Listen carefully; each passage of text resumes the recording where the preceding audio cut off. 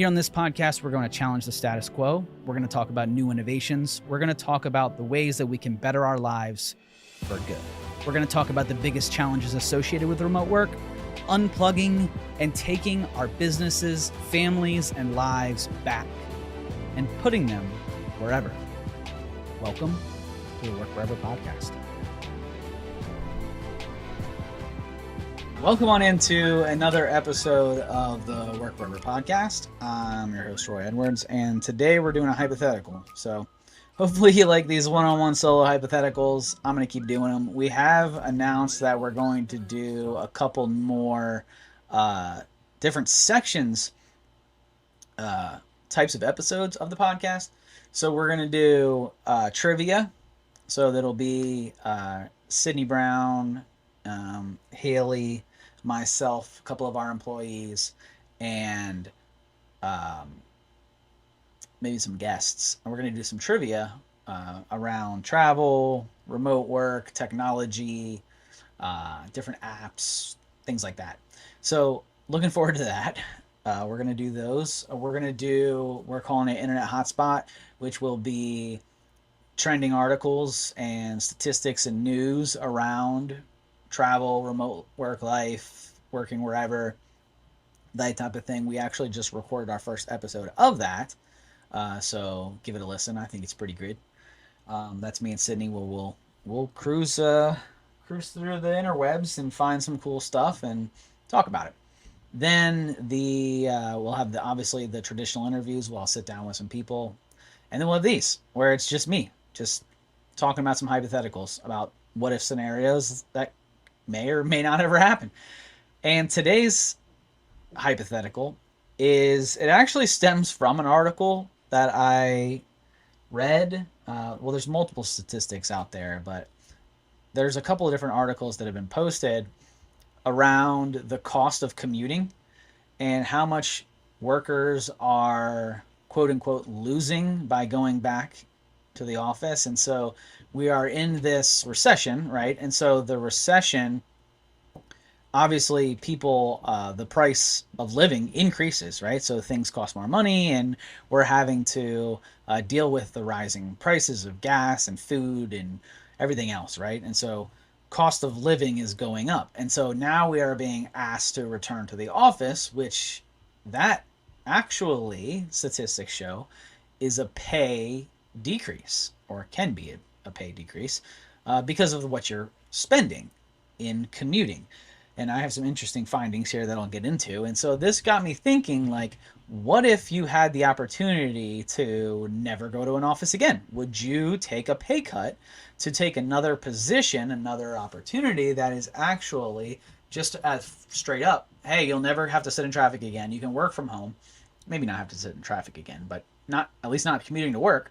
But would you take that position that pays you, I'll say $10,000 less annually in annual salary? Would you take that job to never have to go into an office? And so it's an interesting discussion. I've talked to people in multiple different industries, sales reps, people who are doing trades work, roof installers, I've talked to, dentists, bloggers. I've talked to a whole bunch of different people, right? Obviously developers. I'm in the tech field, so I've talked to a whole lot of those. And just about every developer, architect, engineer, those type of members who think for a living, none of them would ever go back. And they won't even entertain an opportunity that's not remote.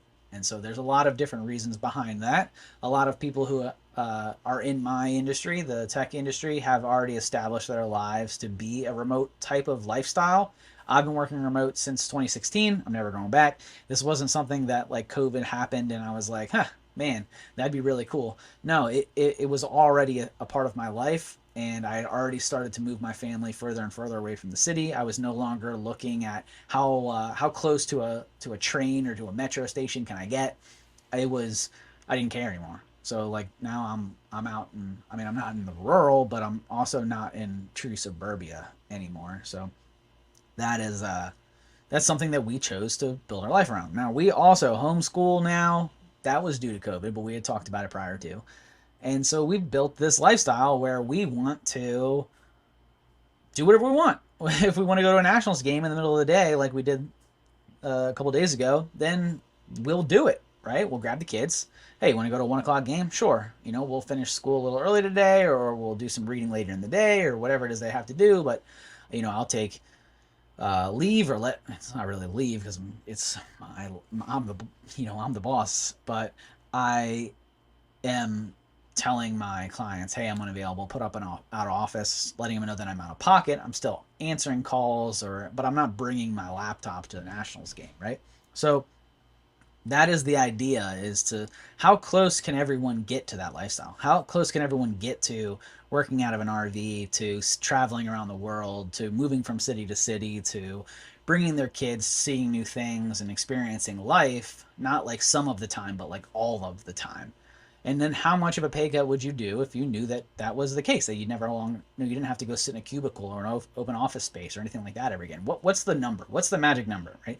Everybody has a number that would say, if I said you had to go commute 3 hours each way and sit in a cubicle and be there 5 days a week, there's a number that you would do, right? Probably, maybe, but there is likely a number. Like if I told you, we'll pay you, an extra $50,000 annually, would you do it? 100,000, 200,000? Who knows? That's for you to decide on what your number is. Everybody has a number, they say, right? So what's your number to be a remote worker? So there was a study this is some findings that were produced by LendingTree. So if you haven't heard of LendingTree, they are a financial organization. They do loans, mortgage loans, car loans, all kinds of different loans. And so a lot of what they base their entire business around is around money, right? So this was a article that they posted, and it's as offices reopen. So it's all about the return to work. Millions of Americans, says the headline, will lose more than $10,000 commuting. Now I put a poll up on my story on Instagram and on LinkedIn, asking people, would you take $10,000 less to never have to sit in traffic again? That was before I saw this article. So this article actually says that people are losing more than that. So then I also included in the story $15,000 and $20,000. Most people didn't pick $20,000 because why would you, if 5,000 or if 10,000 and 15,000 are some of the choices? You're not going to short yourself. Most people are going to take the lowest number that they see in front of them, right? So you would have to break it up, I feel like. But says after more than a year of working remotely, the sacrifice may have been too costly to workers. LendingTree researchers estimated the opportunity cost of commuting, or the lost value of the alternative, which is not commuting. And they did this in the 100 largest U.S. cities. So I don't know what the top 100 U.S. largest cities are, but you could probably guess what they are. New York, obviously, LA, probably Chicago, Dallas, Detroit. I don't know what else would be there. Miami, maybe? I don't really know. This has Tulsa, Oklahoma, Fremont, California. So probably a lot of California. But there's a lot of different 100 largest cities in America. And so what they found, it says, analysts found that full-time workers in the largest cities were spending nearly an hour a day commuting, so 30 minutes each way. That was in 2019. The latest available federal data said that. If that time was spent on the clock rather than the car, as it was for many during the COVID-19 crisis. Okay, so you're working more hours because you're working from home, I guess is what they're saying there. Workers could have increased their income by $5,600 a year on average. That's interesting. So they're saying that if you add an hour a day on the clock, and you're an hourly waged member, and your employers let you do it, then you could increase your income by $5,600. I hadn't thought about that portion of it. I hadn't really thought of that side of it because I feel like generally employers have an hour cap, but I guess that could be thrown into the equation. I'm cool with including that into this, I suppose. The opportunity cost was highest for Fremont, California workers at $15,000 annually that they're missing out on. So here are the key findings of this study. The average round trip commute in the 100 largest cities is 52 minutes, equating to an average annual opportunity cost of $5,600. We just went over that. Fremont, California has the coziest commute by far. The average round trip commute time here is 73 minutes, third longest time among the 100 cities. So 73 minutes, that's a rough commute. Which equals an average annual opportunity cost of $15,000, nearly $2,000 higher than the next city, San Francisco, and Jersey City, Jersey, take the next two spots. So if you live in San Francisco or New Jersey and you're not working remote, you are losing some serious cash, my friend. Tulsa, Oklahoma has the shortest and least costly commute. Interesting. The average round trip commute here is 37 minutes, or an average annual opportunity cost of $3,200, roughly $11,800 a year less than Fairmont, Toledo, Ohio, and Wichita, Kansas, the next two spots on the shortest commute. So overall, we have the lowest here in Tulsa, Oklahoma of the top 100 cities. $3,200 is what you're losing, or leaving on the table, I should say. Up to $15,000 out there in California, with the average being right around $10,000. And so, what would it be? What's your number to say, you know what? I don't want to do that anymore, right? So I don't want to commute anymore. And I started to do the math a little bit. And this article actually did some math too, which is good to know. But I started doing the math because my commute, I was spending about $15 a day if I was taking the metro. So that was $5 in parking, about $10 each way, or $10 total, $5 each way to take the metro. So about $15 a day. Okay. If I am driving, which I had to drive to the metro, believe it or not, I didn't ride my bike or walk, or the metro is actually too far for me to do those things. So I'm either Ubering or driving to the metro, or the train. When I took the train, I had to do the same thing.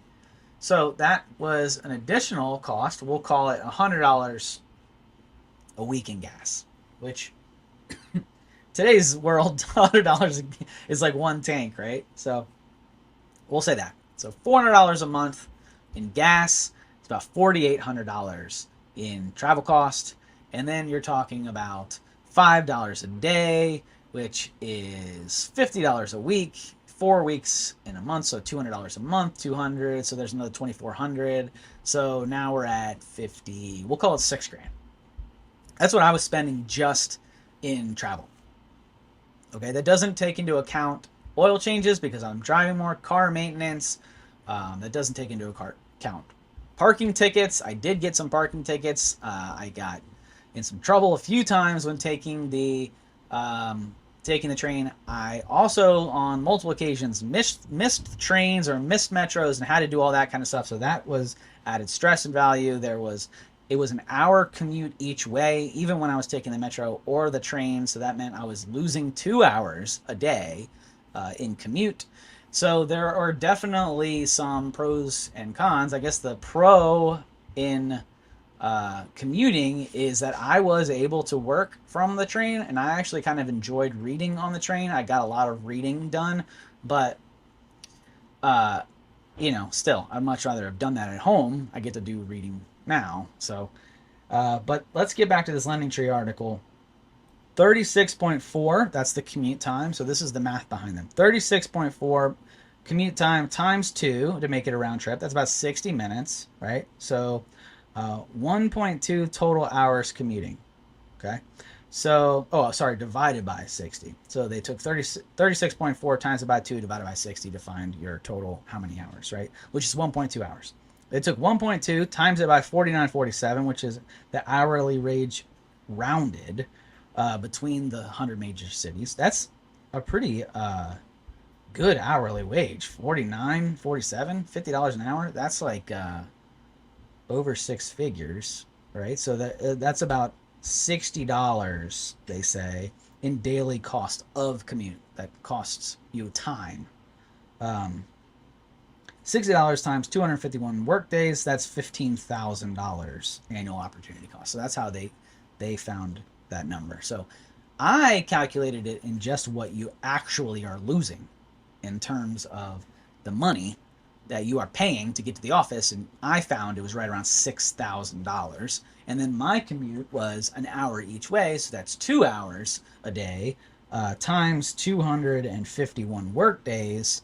So that's 400 and what? 500 hours. Yikes! 500 hours. Uh, 500 hours times they used 49. We'll say 50. Uh, what? 500 times 50. Let's see if I'm any good at math. What is that? 20. What is that? What is that? 2,500. So plus my 6,000. So we're at 8,500. All right, did I do that right? You guys will correct me if I'm not. So now we're at 8,500. So I think using $10,000 as the number is probably a pretty good one. So hypothetically, would you take $10,000 less, knowing that you're already spending these things and going to the office? I think that the answer is yes. There's multiple articles out there of people taking less money. I've done it. I will not take a job where I have to go back to the office. I don't enjoy it. I think it's super stressful. I think it is a pain in the way that I want to live my life. I think we're going to see more and more individuals and people who want to just kind of take back their lives. I think we're already seeing the trends in the RV community, in the Airbnb community, in travel, in hotel hospitality, where you're starting to see this trend of individuals who are, instead of taking leave, they're taking what was it called? Bleisure, I think is what it was, like business leisure trips. So you're working, but you're working somewhere that's not your house, so that you're able to still able to enjoy vacation, but you are working there. So we've done that a few different times where we'll go to Florida to meet my parents, and we'll stay there for the week, and I don't take leave, and I work, and my kids go out and enjoy the boat, and they get to see grandma and grandpa, they get to play in the pool, and I'm, back in the room working, and I can walk out, every once in a while and say hi, maybe jump in the pool, catch a fish or whatever, and then head back in and work some more. So that's going to be the trend, right? But how much is that worth to you? That's something that you have to decide what it's worth to you. To me, it's worth far more than $10,000. I think the math, it makes a logical argument at $10,000. But to me, I value my time with my family. I value my time commuting. I value my health far more than $10,000. And I've done this, so this isn't like a hypothetical for me. I have taken far less money to work from home. Now I ended up starting my own business, but let's stay on track here, guys. Because I have had this. I have had the opportunity to make more money to go in full time, and I didn't take it. And I will never go back. I know a lot of people who feel the same way. So what's that number to you? Let us know. Hit me in the comments if you're listening on YouTube or watching us. Guys, please leave a review, like, and subscribe. Hope you enjoyed this, because I think that this is going to be a real thing. I think that the number for you have to define it over the next couple years, because at some point, you're going to be faced with that opportunity to never have to go to an office again. It's going to be a real thing, whether it's a recruiter hitting you up and saying, hey, this is a remote position, whether it is your organization saying, hey, we're going to displace our workforce, we're going to shut down our office, but we're asking people to take a pay cut. That might be a thing. Or it could be the other way around, where people are like, hey, you have to come back to the office, but you're not going to get a raise. And at that point, you're saying, okay, well, would I take less money to go work somewhere else? So define that number for yourself. Find out what it is. Be true to yourself. Be true to your family. Until next time, guys, thanks for hanging out. I appreciate you. Go get outside. Go work wherever. Enjoy the time with your family. Enjoy time with your friends. And enjoy the remote life. Thanks for hanging out. See you. Well, guys, thanks so much for watching and or listening. We have had a great time. Hope you did too. You can find all of the Work Wherever podcast episodes here on YouTube, iTunes, Spotify, or all of your major streaming platforms, with new episodes dropping every Monday. Make sure to follow us at Capital Presence on all social platforms to stay up to date with the things all Work Wherever related. See you next week.